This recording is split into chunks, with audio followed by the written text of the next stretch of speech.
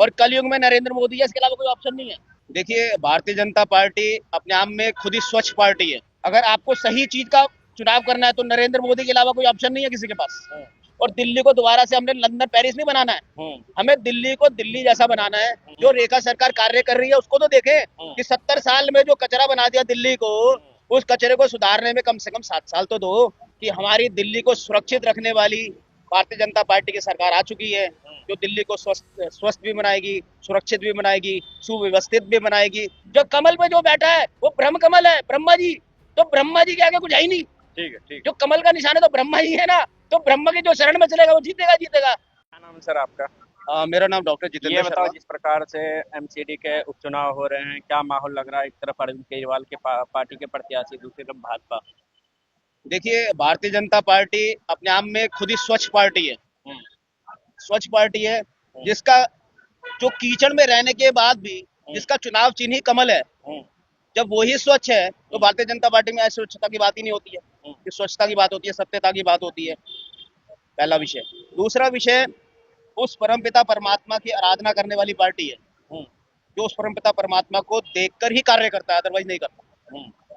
और धीरे धीरे जो मोदी जी के द्वारा या रेखा गुप्ता जी के द्वारा जो भारतीय जनता पार्टी के जितने भी वीर हैं, सेनानी हैं, सेनापति हैं और रक्षक हैं, वो सही रूप में काम कर रहे हैं। अब देखिए, कोई ऐसा होता है कि आप बढ़िया से बढ़िया भोजन बना के दे रहे हैं किसी को, कहीं ना कहीं छोटी सी अगर मक्खी गिर जाए तो आप मक्खी की वजह से कई बार भोजन नहीं निकालेंगे, कोशिश करेंगे कि ठीक है भाई उसका किसका निरूपण किया जाए। और कमियां तो सबके अंदर होती हैं भाई। कमियां भगवान भगवान बन जाएगा नहीं तो वो तो कमियां तो थोड़ी बहुत तो 19-20 तो रोकेगी। लेकिन ऐसा तो नहीं है कि केजरीवाल साहब की तरह कमियां ही कमियां हो कि सब चीज में झूठ, सब चीज में झूठ, सब चीज में झूठ। मोहल्ला क्लिनिक नहीं बनाए, 10 बनाए, 100 दिखाए। 2 स्कूल सही करे, 200 बताए। ये सबको पता है दिल्ली कितनी खतरे के निशान पे चल पड़ी थी।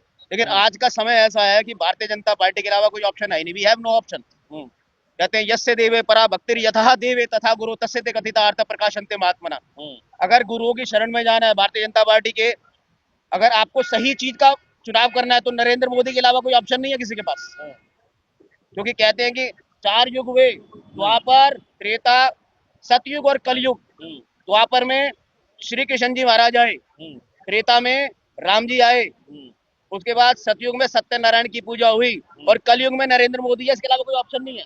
ऑप्शन नहीं है। अब भगवान से तुलना कर रहे हैं मोदी। भगवान की तुलना, जो हमारे लिए काम करेगा वो भगवान है, जो सही के लिए काम करेगा वो भगवान है। ये बताओ, रेखा गुप्ता सरकार के 10 महीने हो गए, क्या कहोगे इस पे? देखिए, अभी 70 साल उनको देगा है तो हम 7 महीने या 10 महीने में हम आंकड़ा नहीं लगा सकते कि क्या करेंगे। पहला विषय, जो सारा कचरा इकट्ठा करने में समय लग रहा है, सारा कचरा 70 साल का कचरा इकट्ठा करने में समय तो लगेगा ना। अब उसके लिए अब रेखा गुप्ता जी लगी पड़ी है पूरी तरह से।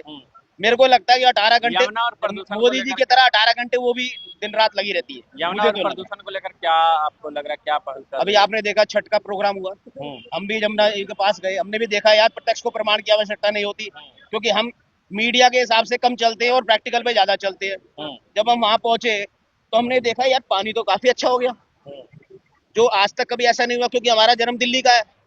जब जिसका जन्म दिल्ली का हो, 50 साल जिसकी उम्र हो रही हो, तो उसको सारे एक एक चीज के बारे में बारीकियां पता है दिल्ली की। ठीक है, और बारीकियां धीरे धीरे धीरे धीरे सही हो रही हूँ तो वो तो सही को सही बोलेगा, क्योंकि हमने दिल्ली को नीचे से ऊपर देखा बहुत। लेकिन जो इसमें भ्रष्टाचार के माध्यम से लोगों ने इतना पैसा खाया, इतना पैसा खाया, दिल्ली को कर्जदार बना दिया, पूरे भारत को कर्जदार बना दिया। लेकिन हमारी एक भारतीय जनता पार्टी ऐसी पार्टी है जो सत्य के साथ चलती है, और सत्य का निशान ही आपको पता है कमल है, जहाँ पे ब्रह्मा जी बैठे हैं, है ना। अगर आप कहीं भी पोस्टर में देखोगे ब्रह्मा जी की अगर फोटो दिखाते हो तो कमल पे बैठे, कमल के फूल। तो जिसका आधार ही मजबूत हो तो वो डिगमगा ही नहीं सकता। तो भारतीय जनता पार्टी का एक ही आधार है। तो यमुना की सफाई की बात आपने कह दिया, प्रदूषण को लेकर रेखा गुप्ता हीटर बांट रही है कि ताकि लोग अलाव ना जलाए, प्रदूषण की कमी हो, इस पर देखिए, क्या कोशिश में तो लगे हैं, लेकिन भगवान के हाथ में बहुत कुछ रहता है। कोशिश में तो लगे हैं, प्रदूषण का मामला तो ऊपर वाले के हाथ में भी है, साथ में जो धीरे धीरे जनता है जैसे जैसे अवेयर होती रहेगी, समझदार होती रहेगी, तो वाहनों का कम से कम इस्तेमाल करेंगे। तो सबसे बड़ी बात है वाहनों का इस्तेमाल और स्वच्छता का जो ध्यान रखेगा तो प्रदूषण धीरे धीरे कम हो जाएगा। और धीरे धीरे पेड़ लगाएं, ज्यादा से ज्यादा पेड़ लगाएं, और अपने माहौल को जहाँ भी कूड़ा करकट दिखाई दे, जहाँ भी गंदगी दिखाई दे, सब लोग उस माध्यम से काम करें ना कि यार ये मेरा घर है, ये मेरी दिल्ली है, इसको मेरे को स्वच्छ रखना है। तभी तो यहाँ पे स्वच्छता बनेगी। ये सबको सोचना होगा। अगर सिर्फ लालच में सोचोगे, खाना यही खा लिया, मान लीजिए भंडारा हो जाए यहाँ पे 2 मिनट पहले, आपके पास पत्तलों का ढेर लग जाए, यही गंदगी फैला जाए, तो यह गंदगी मक्खी भी आएगी, कुत्ते भी आएंगे और इसको फैलाएंगे लोग, गंदे लोग इसको फैला भी देंगे, तो कचरा तो यही इकट्ठा हो जाएगा। तो उद्देश्य इस बात का है कि अगर कचरा यहीं इकट्ठा हो गया तो हम इसको कैसे स्वच्छ करेंगे। भंडारा तो आपने कर दिया, आपने टिफिन अपने बॉक्स रखा नहीं और लोगों को अवेयर किया नहीं। जब लोगों को अवेयर ही नहीं करोगे तो स्वच्छता कैसे होगी। तो नरेंद्र मोदी सरकार जिस दिन से पहले दिन से आई है, 2 अक्टूबर को गांधी जी के जन्मदिन वाले दिन उन्होंने स्वच्छ भारत अभियान के लिए सबसे पहला उठाया मुद्दा। उसके बाद जो गांधी जी है हमारे, गांधी जी का ही चश्मा क्यों रखा। गांधी, क्योंकि गांधी जी उनको राष्ट्रपिता कहते हैं, लेकिन गांधी जी उस समय स्वच्छता के लिए काम नहीं किया। गांधी जी ने अगर उस समय स्वच्छता के लिए काम कर देते गांधी जी, तो हमें आज जो टेंशन हो रही है, 50 टेंशन है, गांधी जी हो या कांग्रेस पार्टी, गांधी जी को भी धोखे में रखा लोगों ने। भाई गांधी जी भी अपने हिसाब से राष्ट्रपिता के रूप में काम करते रहे, गांधी जी को भी धोखे में रखा लोगों ने। तो गांधी जी कोशिश तो कहा कि चलो यार नेचुरोपैथ के माध्यम से सही कर देंगे, प्राकृतिक चिकित्सा के माध्यम, लेकिन वो धीरे धीरे गांधी जी के नक्शे कदमों पे भी आ रहे हैं, लोग प्राकृतिक चिकित्सा को अपना रहे हैं धीरे धीरे।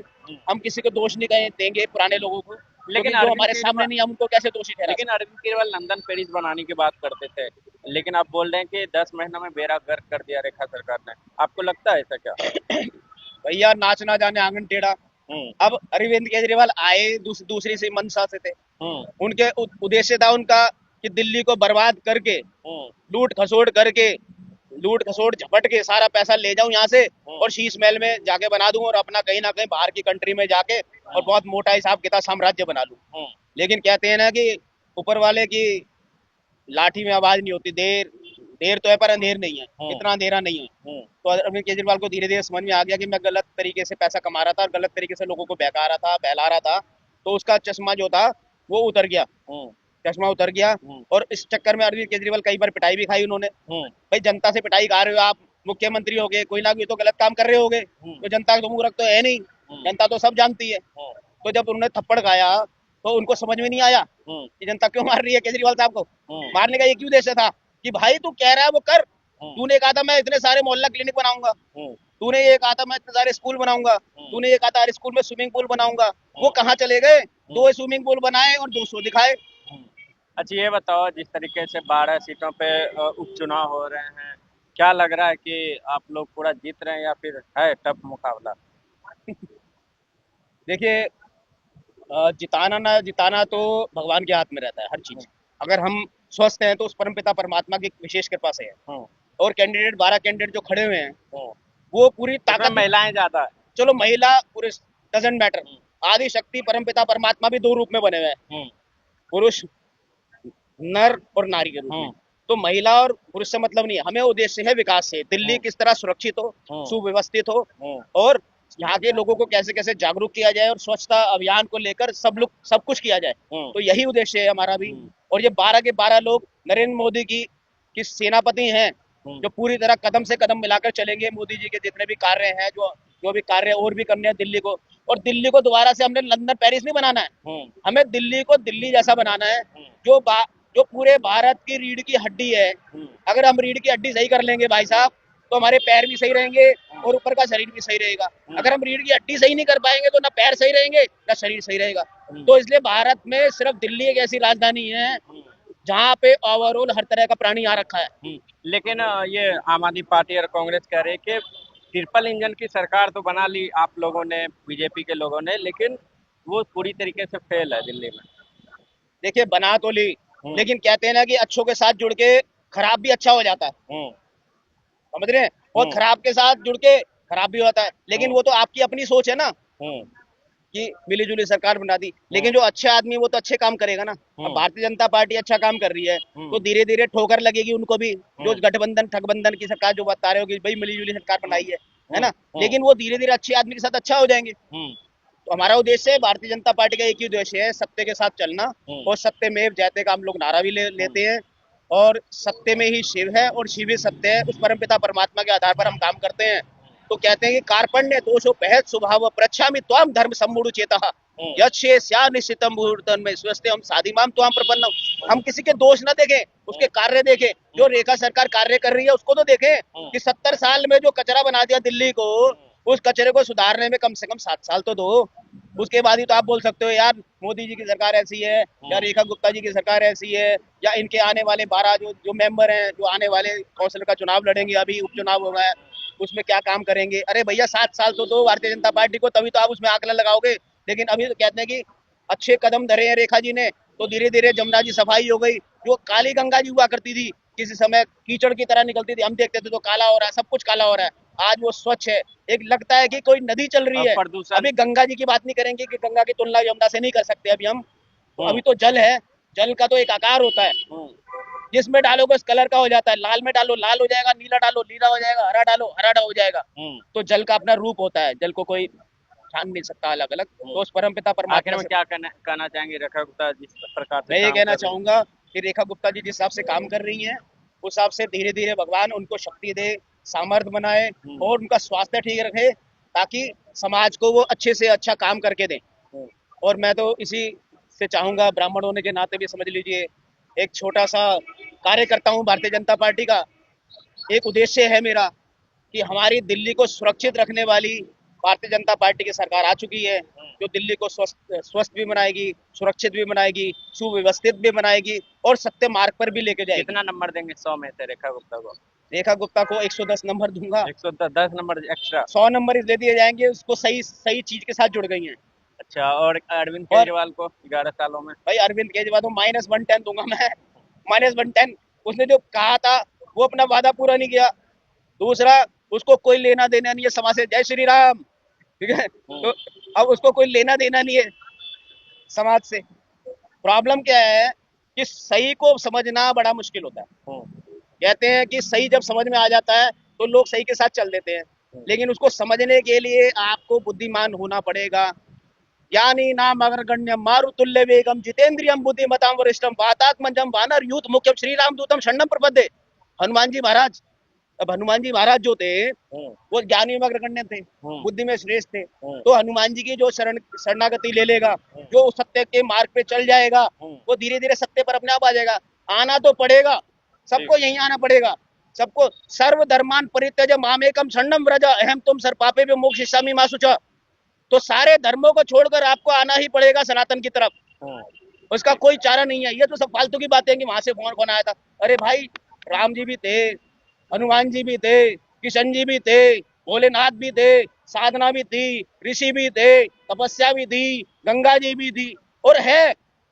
पंच तत्व का मतलब है भगवान, वा का मतलब भूमि, गा का मतलब गगन, वा का मतलब वायु, आ का मतलब अग्नि, और ना का मतलब नीर। ठीक। तो जो भगवान की शरण में आ गया वो सत्य मार्ग पर चल रहा है, तो इसमें सोचने का विषय नहीं है। जो कमल पे जो बैठा है वो ब्रह्म कमल है, ब्रह्मा जी। तो ब्रह्मा जी के आगे कुछ है ही नहीं। ठीक है, ठीक। जो कमल का निशान है तो ब्रह्मा ही है ना। तो ब्रह्म की जो शरण में चलेगा वो जीतेगा जीतेगा। ठीक। तो नरेंद्र मोदी जी ने सही चीज का चुनाव किया, जो शुरू से ही संघ के साथ जुड़ गए, सत्य के साथ जुड़ गए, और आज नरेंद्र मोदी ने पूरे विश्व में डंका बजा रखा है। ठीक है। जो सरल है वही सरला चौधरी है, ठीक है। जो सरल है वही सरला चौधरी है। तो हमारी सरला चौधरी जी सरल है ना, जब तो धीरे धीरे आगे बढ़ रही है। जो सरल है वही सरला चौधरी है। ठीक है। तो नरेंद्र मोदी जी, कम से कम जो 12 लोग आ रहे हैं, तो उस उद्देश्य को मैं कहना चाहूंगा कि हमेशा भारतीय जनता पार्टी ने अच्छा काम किया है और आगे भी करते रहेंगे। अटल जी की सरकार रही तो आपका उसका उदाहरण भी बहुत सारा है आपके पास। लेकिन जो मलेच्छ प्रकृति के लोग हैं वो खींचते हैं इधर से उधर, लेकिन जिसकी ताकत ज्यादा होती है वो खींच के ले जाता है।